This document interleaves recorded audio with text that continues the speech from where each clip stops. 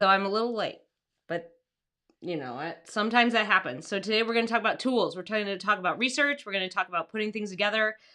Bo's here, so at least we have that. Oh, he's never on camera. There we go. Hold on, buddy. Let me give you a treat-o. Charlotte sometimes likes to hang outside and tree squirrels, and sometimes she likes to sit out there and get the squirrels. Ready, buddy? Good job. So Charlotte's not here right now, but she will be shortly. So let's go over tools. So today's live stream, it'd probably help if I had my phone, but I don't.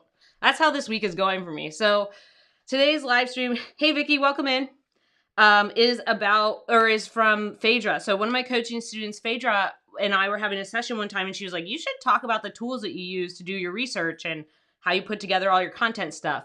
So we're going to go over actually 2 phases of it. So phase 1 is like our actual research, like the things that we do to find studies and things we do to find information. And then the other part of it is going to be, how we're going to put together different types of content work, like how we kind of put things together for strategy, or how we put things together for helping our clients kind of see different metrics, or putting their ideas together. So we're going to put all those things together. All right. And if you have questions, you can always pop them in the chat. Happy to answer them. I don't think we have any questions that popped in today. I guess I didn't. Yeah. So, yeah. So we're not going to do those questions today, but we'll do questions later. But if you have questions on whatever I'm talking about during this live stream, feel free to pop them in the chat. So let's get going. Buddy, you want a treat-o? Good job. You're the best. All right. So the number one thing that we're going to talk about is how do we do our research, right? Like how do we actually get our research done? Hold on. We might have Charlotte. Will you bring my phone? It's on the bed too. Oh, thank you. Oh, I thought it was Charlotte. She's still outside? Yeah. Okay, well, we got 50%. I got my phone, so I have my notes. Hey, Vesna, welcome in. So like a good person, I finally have my notes. Okay, cool. So let's talk about content research. So there's a few things that I do, and I think that they're really helpful. So number one, when I'm doing my research, is I'm going to specific places. So Pubmed, P-U-B-M-E-D. Pubmed is a great place to find studies. It's a great place to find information if you're trying to get stuff together for a magazine article, or if you're looking to back up a point that you need to make. Pubmed's great. Another one that I like is Science Daily, because unlike people like Vesna who are really good at science stuff, I am not very good at science stuff. So I need somebody to be like, here you go, dum-dum. Here's the dumbed-down version of this study. So Science Daily is really good at providing a bunch of different types of studies that you can go look at to put in your articles, to back up points, of course. But it also gives you like all of these synopsis style, basically like this little synopsis of the study in human language, not in like PubMed is more for like people in the science community who can read those strange phrases and stuff. So you kind of have to extrapolate a bunch of information, but Science Daily at least speaks to you like a regular human. So I like Science Daily a lot for finding studies and information. I always find it really helpful. Statista is another one. Statista is really great for finding different types of studies. They're always running different types of surveys, and they're always great at really like giving you a wealth of information. So you can find a bunch of different studies to back up a point, because they do a bunch of different studies on very specific things. So if you need 2 or 3 studies to back up a point, Statista, Science Daily are usually my favorite. Gallup polls, there's always Gallup polls to go look up. And then there's always national organizations that are doing studies, right? So if I'm looking for information, and I'm looking for information for like a reported article, or if I need to put something into like a blog post or something for a client, like a business client, I always am looking in different places, like different national organizations, to see if they sponsored a study or if they came out with a recent study. Those are always really helpful, because obviously they're trying to study things in their field. Sometimes they're a little biased, so be careful about that. But most of the time, those national organizations have great statistics and great research that are really helpful. The other one that I really like is I think that one of the great things about being a journalist is being able to dig into a bunch of different types of content. So you can look at stuff like Demand Metric, or you can look at HubSpot, or you can look at, hey, Annie, welcome in. Annie, we only have one right now. Charlotte's not in here. She's outside floofing around. We tried to get her in, so I was a little late, but hopefully she'll be here soon. She's outside, you know, doing Charlotte things. Sometimes it's hard to get her inside unless we go run her down, and then that's a whole nother story. So if you're using like different types of places to find stats and information, I think that, hey, Getty, welcome in. I think that when you're kind of looking through all these things, one of the great things about being a journalist is that there's like so many resources out there. You can also go read other people's articles, right? Like you're usually not the first one to write about something. Every once in a while you are. Every once in a while there's something really unique that you get to write about that's brand new. But most of the time you're going to end up writing about something that somebody somewhere has written about before, or at least done partial research, right? So this is something I tell my students all the time, like my freelance writer Wealth Lab students and then my coaching students. I tell them this all the time. Go read up on your topic. Go read up on it. Go figure out like what have people said before? How can you make yours different? How can you kind of like look at their research? And this is the really, hey Shara, welcome in. And this is the really important thing to remember. Do not copy paste their stats, okay?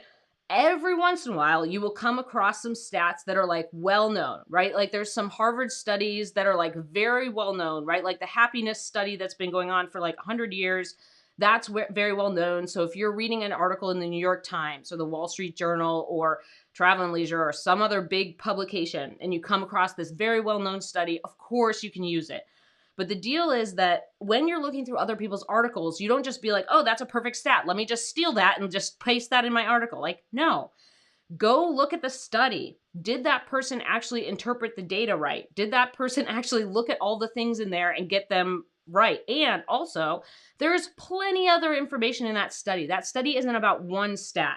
There are plenty other places in that study. And usually now, like now that we have the internet, everything's linked.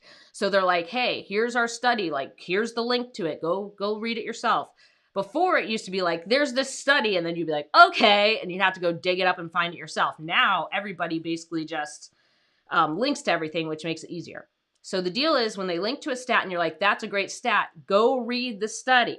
Don't steal the stat. You can take the stat if it's like a regular, well-known stat, right? Like it's something that lots of people know. It's something that is very a groundbreaking study or a long-term study. That's fine. But when someone puts a study in there, go read it. Go find the original study and pull your own stats. Because I bet there's other stats in there that are actually really helpful to you that you can use, right? We're using our opportunity to read other people's articles, not only to find our own angle and to do some background research and figure out like, okay, what's been said about this topic, but put our own spin on it. Like, we're gathering information, right? We're reading other people's work and we're in fact-finding stage so that we can sift through what we really need and what's really useful. We're not there to like paste and grab and, plagiarize other people's work. Like, don't do that.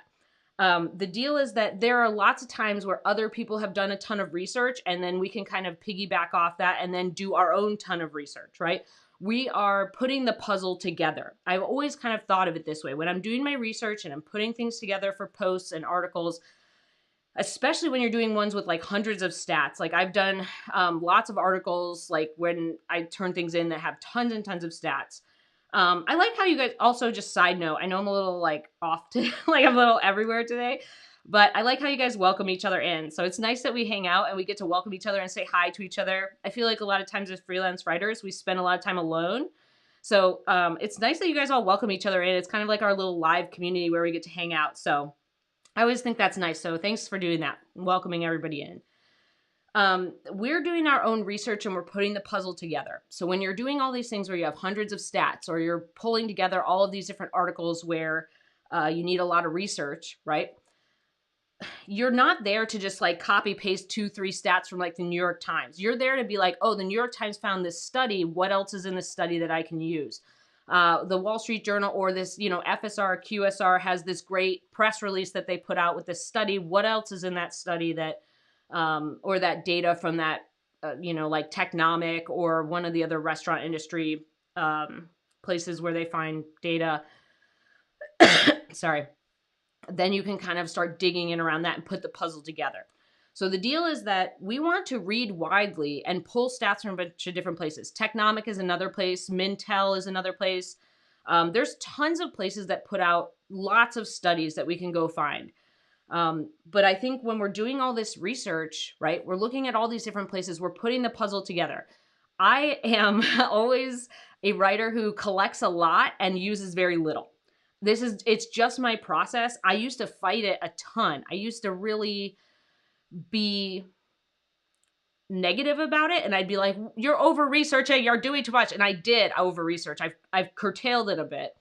But the deal is that when we are doing our research, like for me, I have to see the big picture. I have to see like 10 to 50 articles that have been written about something. I have to see like all of the things, then put my stats in there and kind of, I need to put my own puzzle together. This has always been how it is. I go very big picture. I gather a lot and then I whittle it down. So this is something that I think is really important in that when you're covering a topic, you have a bunch of things, but you have to whittle it down to the things that matter most, right? Is this relevant to this particular topic? Is it answering a question that my reader has? Is it something that is furthering the piece or is interesting to the piece or keeps the reader reading? Is it something that really supports my point really well? Is this stat or this information that I've collected really necessary? Like I'm giving up words for it, right? We only have like, typically your articles are going to be somewhere between 700 and 1,000 words, right? That's most of the time for a magazine. Let's say if you're writing a really long blog post, it'll be 1,000 to 3,000 words depending. So we're writing our post. We only have so many words. Hi, Snorkel! Welcome! Oh my gosh, you're so dirty! You're like a chinchilla. You love your dust baths. Okay, can you go sit in your spot? Oh my gosh, you're so dirty. Can you guys see all the dirt on her, all the dust? Good job, Bean. Oh man. So Charlotte likes to go out there and take dust baths like a chinchilla. So she goes out there and rubs herself in all the dry grass and then comes in. Can you see, like, that's not shine on her fur. That's dirt. That's like brown dirt.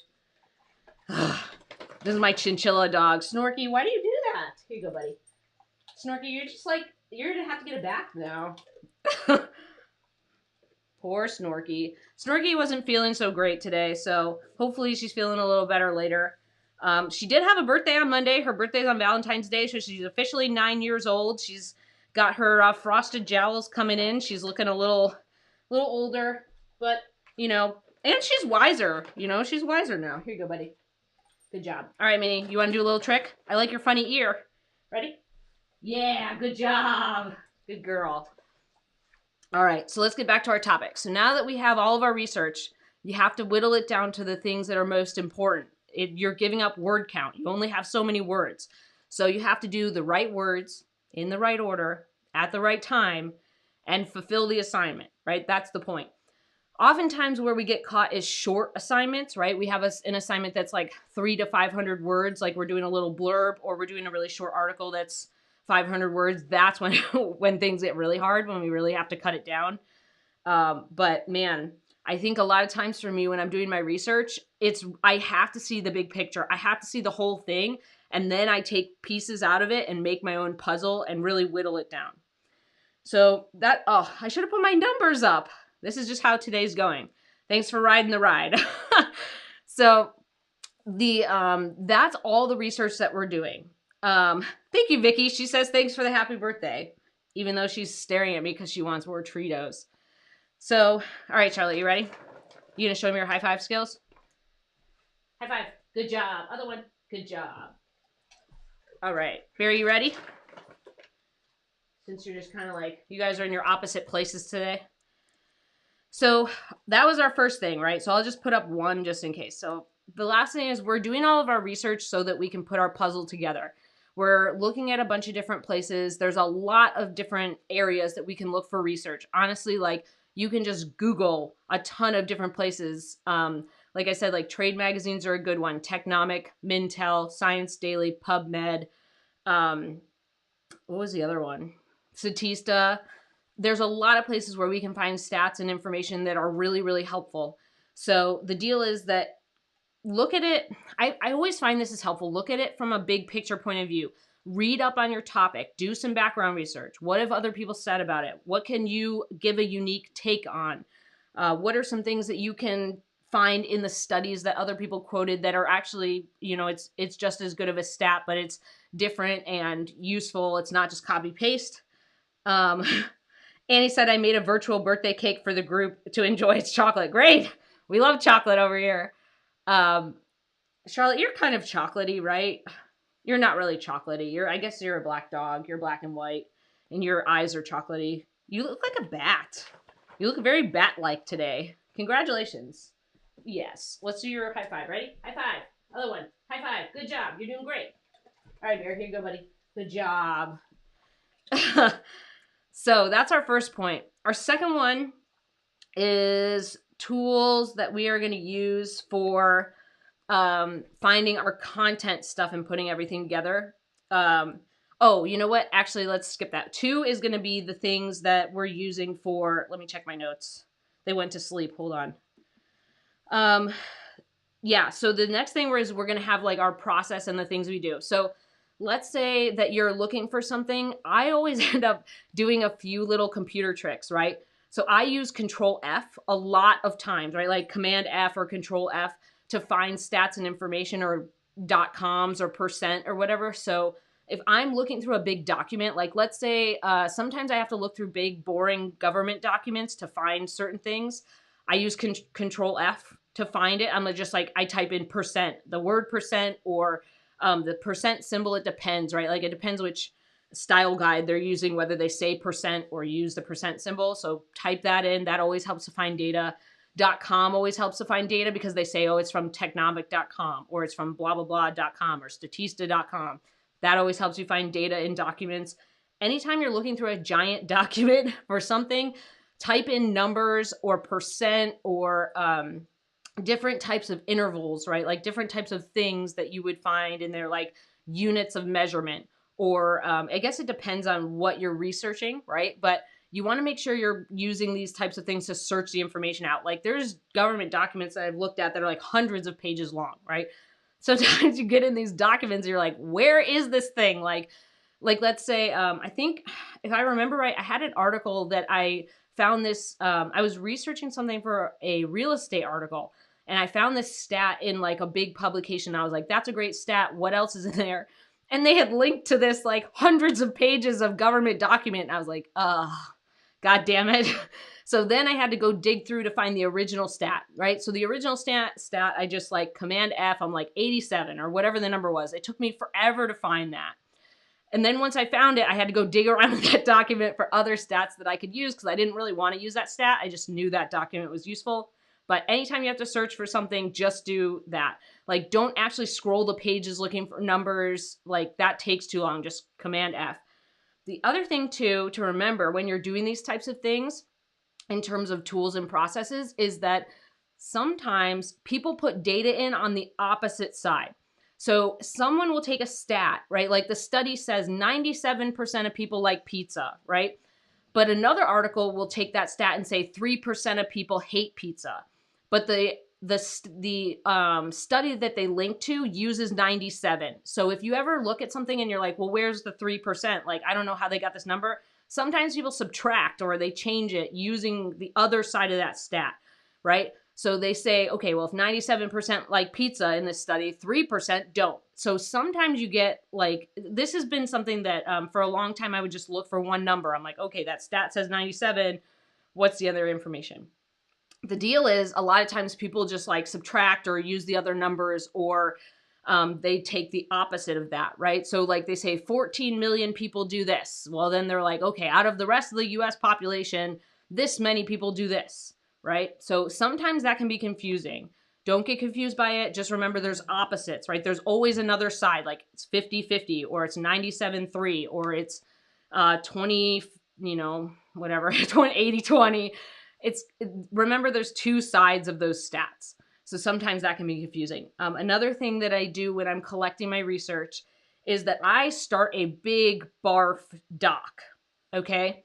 This is something, you are so dirty. You're like, she's over there making noises at me. I look at her. She looks like she's been through like, you know, like with Dorothy when she's been around in the house, like swirling around. You're so dirty. Why did you do that? Roll around in the dirt like a little hog. So I start a big barf doc and I put all of my stuff in there. Ready? Good job. All right, buddy. Ready? 1, 2, 3, dog. I didn't throw it. You were too close. All right, Minnie, ready? Good job. All right, here you go, buddy. Good job. I start a big barf doc and I put all my stuff in there. Sometimes that barf doc is 20,000 words. Sometimes that barf doc is 5,000 words. Sometimes it's 10,000 words. But I organize it and give myself context for all of my research. If I don't do that, it becomes a huge mess. Some people like spreadsheets. Some people like to make different documents for different things. I put it all in one doc because I am a highlighter, a bolder, an italicizer, and a scanner. So when I'm going through my research, I'm like, oh, this is important, highlight it, or this is a different section, highlight it, or bold this part because I might need it later, or italicize this because it's on the fence. Like I have different symbols that I use in my mind to help me pay attention to different parts of data. But when I'm doing these big research projects and I'm gathering all the information for my content, I need to see it in one place. Start a barf document. Don't be like, oh, I only need this part, or I only need this thing, and like put it in your actual article draft. No, start a big document of just data. So for example, when I'm doing these big posts, like I've done posts before where I've had to do 20 stats or 50 stats that are really helpful in X industry. And you need to start a big doc for that because the deal is that you're not finding just 20 stats. You're actually finding like 50 or 70 stats and then cutting it down to the 20 most important. This is another thing that I think is big picture to cutting it down. A lot of times I see writers just find 20 stats. They're like, 20 is the number I need. I just find 20. No, big mistake. You need a lot of stats so you can see which ones are the most important to the audience, like which ones are actually really useful. You don't just go out and find out the minimum and be like, here are 20. It goes back to the same thing. It's the right content at the right time with the right stuff at the right word count, right? So it's all of these things that we need to have so that we can cut it down. So you're going to do more to get less. And this is part of the process. This is figuring out which stats are most important and which things are most useful. I think it's a big mistake if you just go out and find the minimum number of things you need, because what ends up happening is you miss stuff. You end up missing things. You end up making mistakes. I, of course, make mistakes, right? I'm not a robot. I make mistakes. I've made mistakes recently. When you're doing a lot of research, it's really easy to make a couple of mishaps, but that's why we go back to editing, right? That's why we have someone else help us. Like our editor is checking our work and we submit all our sources. But the deal is that you have to have this big document. Like you need to have this big document, at least this is how I work, of stuff that you can look back at. Because the deal is once you start writing and putting things in, putting all your stats in your doc and putting the actual puzzle together in terms of writing the article, you forget. You forget all of these stats. Like I do this all the time. I'm like writing along. I'm like, didn't I have something that said this? And I'm like, whatever. I keep writing my barf draft. And then I'm like, oh, I go back to my big document, my 20,000 words of stats and notes or whatever. And then I'm like, oh, I did have something. And then I slot it in later. You need to have a separate space where you can just put all your stats in. And then you have a separate document where you're actually writing your article. The deal is that you can also go back to that barf or that giant block of stats. So if I end up doing a ton of research for an article, now I have a giant document full of stats that I can use for other articles. Let's say I found 75 stats. I only used 20 of them for an article. Well, now I have 55 stats. Wait, was that right? Did I say 75 and 20? I don't remember. So let's say I had 25 stats for an article and I found 75, right? Now I have 50 stats that I can use that are saved in my little document that I can go back and use for other articles. So that's really helpful. It's really great to have that block document by itself of research that you can use later.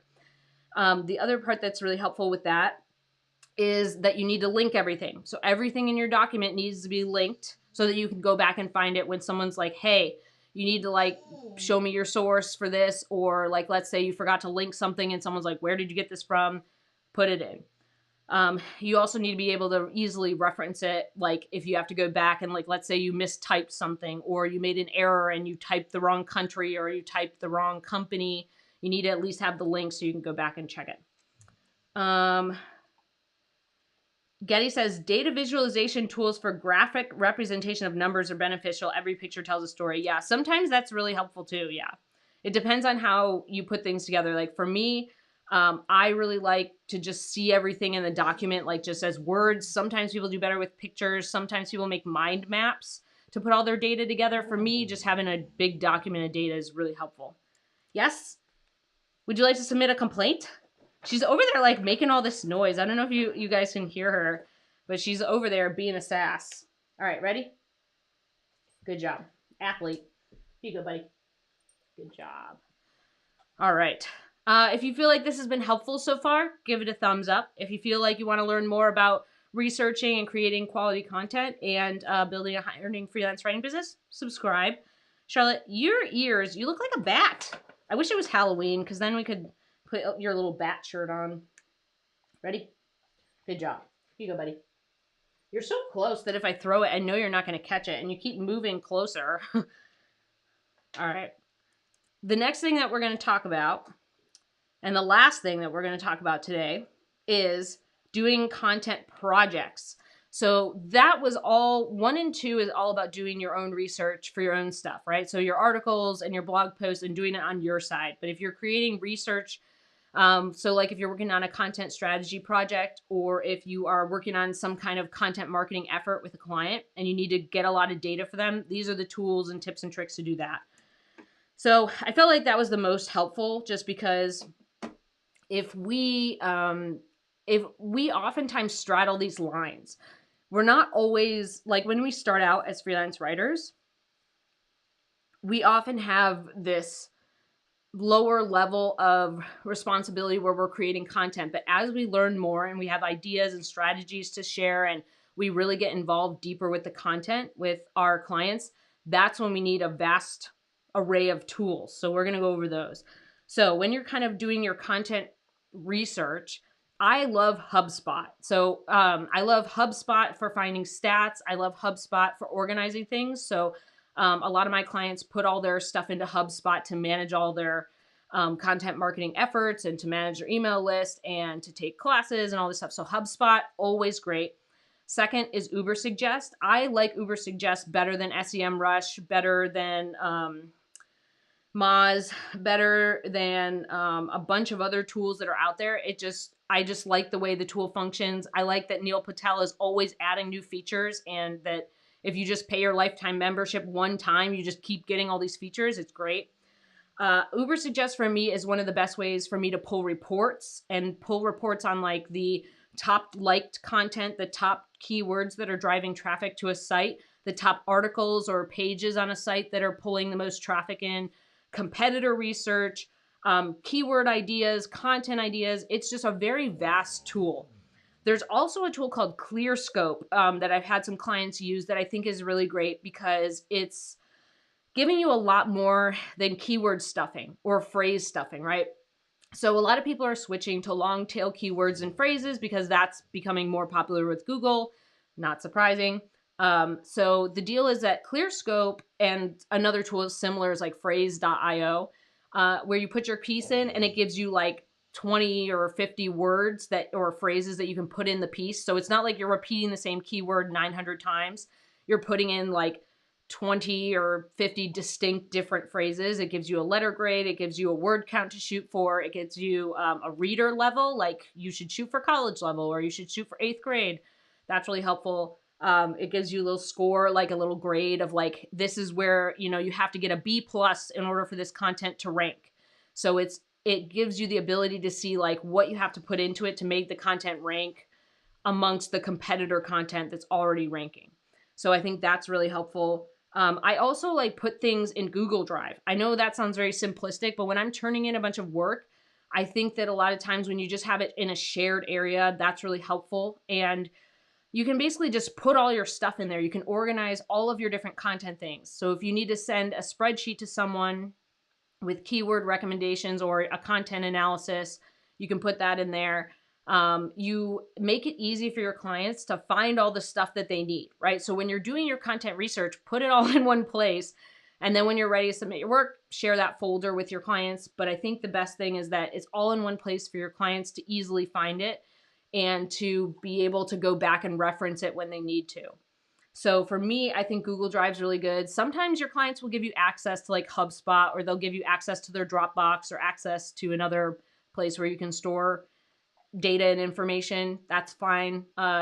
You can do that too. But for me, I like to just put it in Google Drive. I like to make all of my little spreadsheets and my little presentations and my documents and share them all in Google Drive. The other thing that I think is really helpful is, again, like having that big document. So like when I start a content strategy project, I create another giant document. I go through all of the marketing materials they send me, and plus their website, plus anything else I can find on my own. And it takes a long time.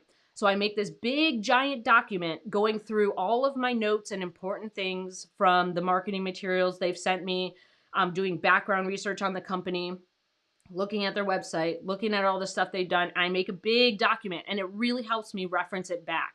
So when I'm like, what did they say about this? Or what are their differentiators? Or what are the things that, what was the percentage of this thing that they were successful at? I already have a document that tells me what it is. I don't have to go look at their website again. I don't have to dig it up.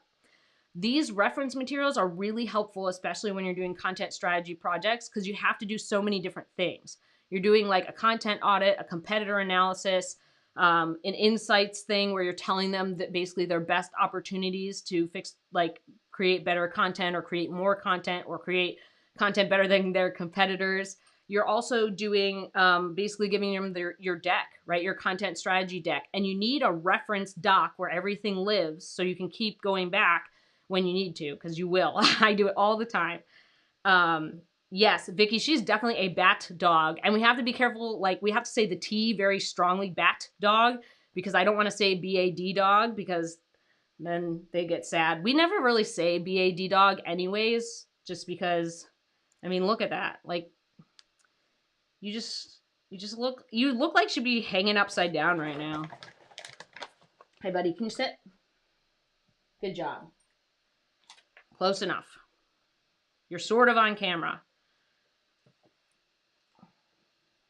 All right, ready? She has no trouble with it. Bo has always had trouble catching things. So the deal is when you're putting all your content strategy stuff together, usually the tools that I like main ones are Google Docs, Google Drive, Google Sheets, Google Presentations, or Google Slides, whatever it's called.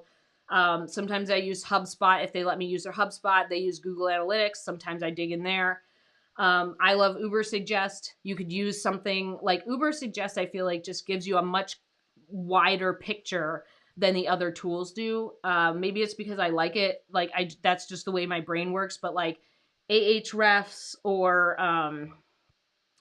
like Moz or SEMrush or other tools that are out there, like I just feel like Ubersuggest is the best one.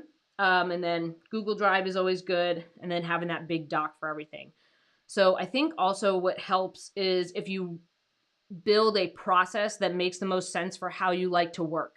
So like I said, some people like to put a mind map together. You know, they go into those mind map programs and they connect everything that way. If that works visually, like if you're a visual person, do that. For me, I just need like a big block of text. Like I need a big document full of text that has highlights and colors and bold and italicized. And I have all these different things that I use to trigger my mind to be like, okay, this color, this highlight color is a new section of data. This highlight color is, like the original study, but you actually need to use this part of the study. This bolded part is something that you weren't sure about, or this italicized part is something that you were like using for something else. I have all these different things because I've developed that over time. And I think that's really important, especially when you're doing content strategy work and when you're kind of putting together research for articles, is that you create your own step-by-step process to give yourself like visual cues and reference material and places to store things and places to do your research and collect that data and pull reports, because you need to submit all that stuff basically. But I think it's really important to figure out that process for yourself. And like I said, there's plenty of places to find data. There's plenty of ways to research data and look through things.